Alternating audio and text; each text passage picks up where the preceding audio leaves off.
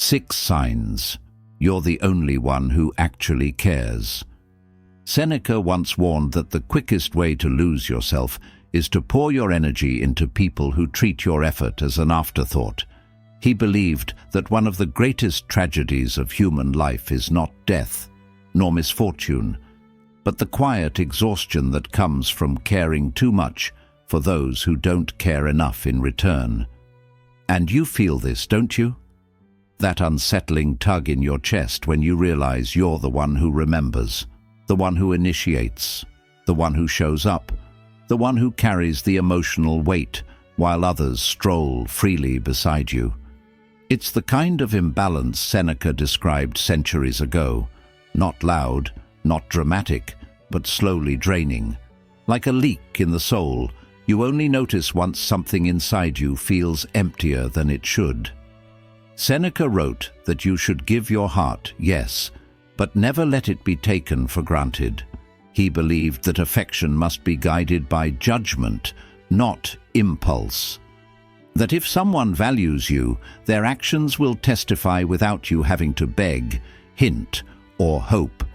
And if they do not value you, the signs will reveal themselves just as clearly through silence, inconsistency, and the effortless way they accept what you offer while giving so little in return.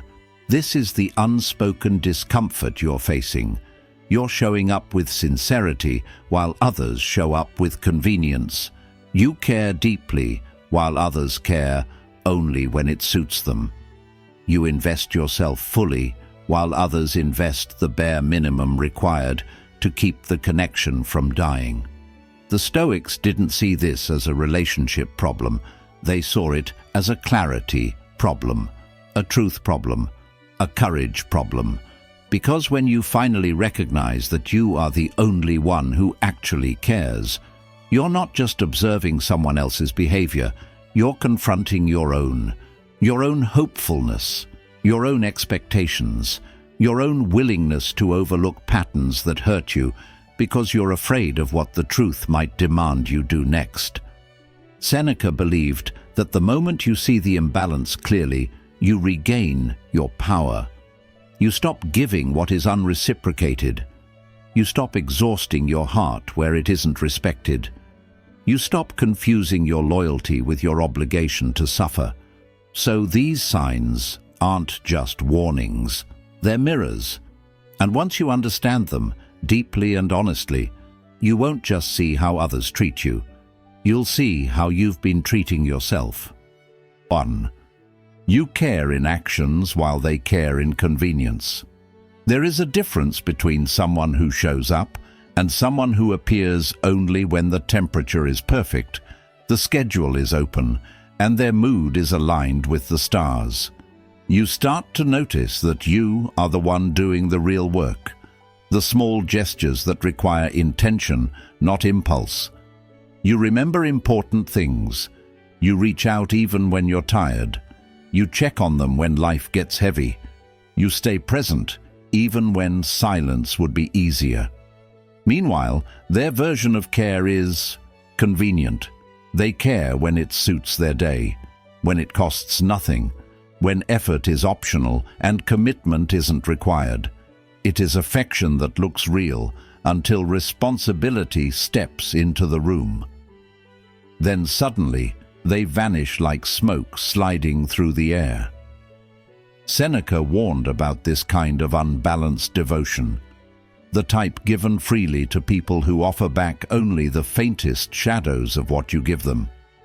He believed that affection must be measured not by sentiment, but by consistency, not by promises, but by behavior.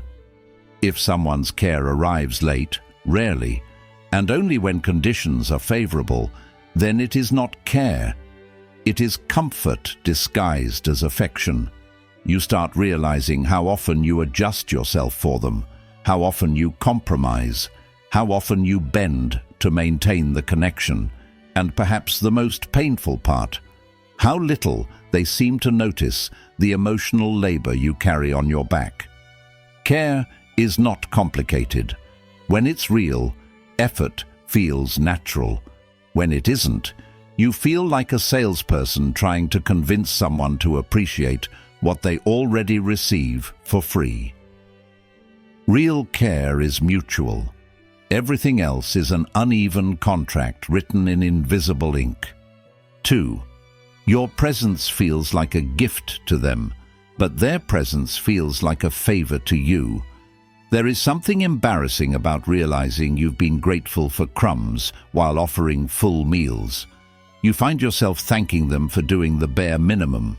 You become relieved when they show up, even if they show up half-present, barely engaged, physically in the room, but mentally wandering somewhere far more interesting. You know the feeling.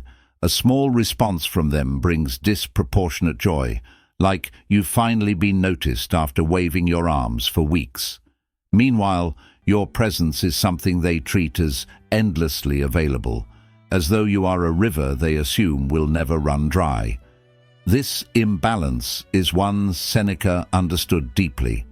He observed how people often mistake accessibility for unimportance. When you are always there, people forget that your presence is a choice. When you show up without being asked, they stop recognizing the gift in it. And when you care too consistently, they begin to believe that they don't have to. And so the dynamic becomes painfully simple. You feel lucky to get what they should naturally give. They feel comfortable receiving what you never ask for anything in return. It is a dangerous pattern because it convinces you your expectations are too high when, in reality, they are simply human. You're not asking for the moon, just reciprocity, just presence, just the basic recognition that care should flow in two directions, not one. Stoicism reminds you that dignity is lost, not when others fail to value you, but when you continue to offer yourself to those who won't. And the day you realize your presence deserves to be appreciated without negotiation, the imbalance becomes impossible to ignore. 3. You absorb the emotional weight that should be shared. You know the ritual. Something goes wrong, and you become the emotional firefighter. You hold space for others while your own feelings sit in the background like quiet, neglected guests. People vent to you, unload on you, seek comfort from you, and you give it willingly. You listen with compassion, respond with patience, and carry their hurt until it dissolves. But when the roles reverse, silence, deflection, an awkward shift in energy, as though your emotions are an inconvenience or an interruption in the regularly scheduled program. Your storms feel like bad timing. Your pain feels like a burden. Your vulnerability feels like a request they don't have the emotional credit to fulfill. Seneca believed that friendship, real friendship, requires emotional symmetry, not equality in how much each person suffers, but equality in how much each person cares. When you become the emotional pillar but never the one supported, you enter a relationship built on imbalance, disguised as compatibility, and the heaviness begins to reveal itself. You start feeling tired in conversations that used to feel warm. You begin hesitating before opening up, already anticipating disappointment. You notice how many times you reread your own messages, wondering why you sound so apologetic for simply having feelings. You were never meant to be anyone's emotional landfill, the place where problems are dumped but never returned with empathy. Care should be shared, not extracted. When you're the only one who carries the emotional weight, the relationship isn't stable. It's leaning on you until you collapse. 4. You fight to maintain the bond while they coast on your effort. There is nothing more revealing than watching what happens when you stop trying so hard. When you pull back slightly, not out of malice, but simply to breathe, you notice how quickly the relationship slows, stutters, or stops altogether. The calls don't come. The messages stay unread. The plans evaporate like mist. And suddenly you're staring at a truth you didn't want to know. The whole connection was running on your energy, not shared effort.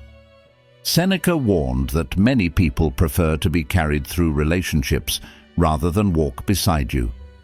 They enjoy the comfort of your reliability without developing any of their own.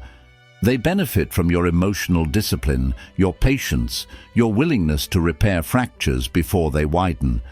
But the moment you stop doing that work, the relationship reveals its true structure, or lack of one. What hurts is not the absence of effort from them.